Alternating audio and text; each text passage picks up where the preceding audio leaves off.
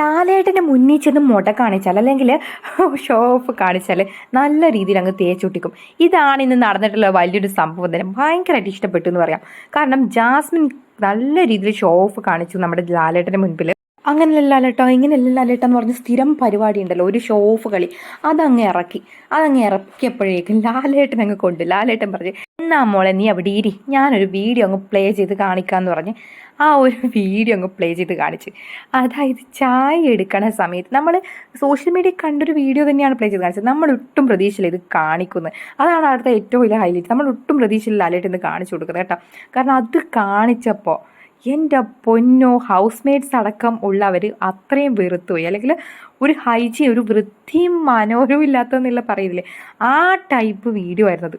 കാരണം വീഡിയോ എന്നല്ല, അവിടെ ചെയ്ത് കൂട്ടുന്ന കാര്യങ്ങൾ തന്നെയാണ് കാണിക്കണേന്ന് ലാലേട്ടൻ എടുത്ത് പറഞ്ഞിട്ടുണ്ട്. അപ്പോൾ ഇതാണ്, നമ്മുടെ ജിൻഡോ പൊളിച്ചടുക്കി കൊടുത്തിട്ടുണ്ട്. അതായത് മിക്കവാറും ജിൻഡോന് ഒറ്റയടിക്ക് നല്ല രീതിയിൽ ഫാൻ ബേസ് അങ്ങ് കയറും ഇപ്പോൾ ഉള്ളതിനേക്കാളും.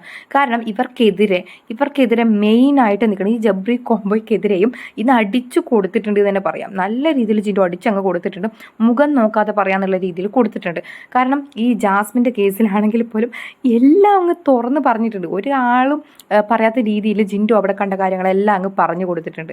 ജിൻഡോയാണ് ബാത്റൂമിൽ പോയ സമയത്ത് ജാസ്മിനകത്ത് നിന്നിട്ട് മുട്ടുവാണ്, എന്നിട്ട് ഗബ്രി എന്ന് വിളിക്കുന്ന കാര്യമൊക്കെ പറഞ്ഞു കൊടുത്തു. അപ്പം ഇത് കേട്ട ജാസ്മിൻ അങ്ങ് പൊള്ളി. ജാസ്മിൻ പറയുവാണ്, ഇത് പുറത്ത് വലിയ രീതിയിൽ ആൾക്കാർ തെറ്റിദ്ധരിക്കും, അങ്ങനെയാണ് ഇങ്ങനെയാണെന്നൊക്കെ പറയാൻ തുടങ്ങി. അത് കേട്ടപ്പോഴേക്കും ലാലേട്ടൻ പറഞ്ഞ് അങ്ങനെ ആരും തെറ്റിദ്ധരിക്കാൻ പോകുന്നില്ല. നിങ്ങൾ അവിടെ എന്താണോ കാണിക്കുന്നത് അത് മാത്രമേ പുറത്തേക്ക് പോകത്തുള്ളൂ. അല്ലാതെ നിങ്ങൾ അവിടെ കാണിച്ച് കൂട്ടുന്ന പേക്കൂത്തുകളല്ലാതെ പുറത്തേക്ക് വേറൊന്നും പോകത്തില്ല എന്ന് വ്യക്തമായിട്ട് മുഖത്തടിച്ച പോലെ ലാലേട്ടൻ അങ്ങ് പറഞ്ഞു. എന്നിട്ട് വീഡിയോ കൂടി അങ്ങ് കാണിച്ചപ്പോഴത്തേക്ക് അങ്ങ് തൃപ്തിയായി എന്ന് തന്നെ പറയാം. കാരണം അത്രക്കങ്ങ് കിട്ടിയിട്ടുണ്ട്. പൊന്നു എടുത്ത് പറയേണ്ട കേട്ടോ, ലാലേട്ടൻ കൊടുക്കേണ്ട രീതിയിൽ കൊടുത്തിട്ടുണ്ട്. നല്ല രീതിയിൽ കൊടുക്കുന്നുണ്ട് ഇപ്പോൾ. കാരണം അത്രയും നമ്മൾ പ്രതീക്ഷിക്കാത്ത രീതി, നമ്മൾ ഈ പ്രൊമോ കണ്ടപ്പോഴും ഇതൊന്നും പ്രതീക്ഷിച്ചിട്ടില്ല അല്ലേ, ഇതൊന്നും അവർ പ്രൊമോയിൽ ഇട്ടിട്ടില്ല. പക്ഷേ അടിപൊളിയായിട്ട് തന്നെ അവർ കൊടുക്കേണ്ട സ്ഥലത്ത് കൊടുത്തിട്ടുണ്ട്. ഇതാണ് പറയുന്നത്, നമ്മൾ ഒന്നും പ്രതീക്ഷിക്കാതെ ഇരിക്കുന്ന സമയത്താണ് ചില പ്രൊമോയിൽ കാണിക്കാത്ത കാര്യങ്ങളൊക്കെ നടക്കുന്നത്.